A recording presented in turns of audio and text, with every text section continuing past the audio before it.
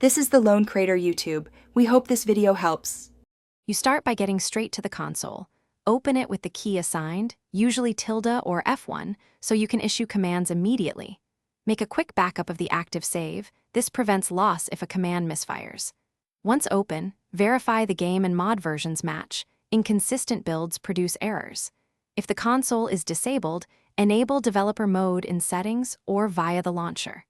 Now you're ready to enter the first console commands for the mod's initialization. Next, initialize the mod by loading its assets through the console command. This prepares scripts and data for runtime.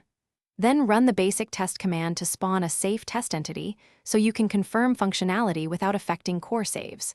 Observe the console output and open the game. Log to catch error messages or missing dependencies. If a command returns nothing, rerun with verbose flags.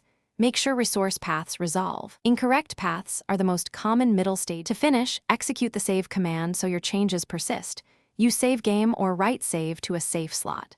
Then test the full Steal a Brainrot sequence with the console active, watching for warnings and entity states. If behavior is correct, disable developer overlays and play normally.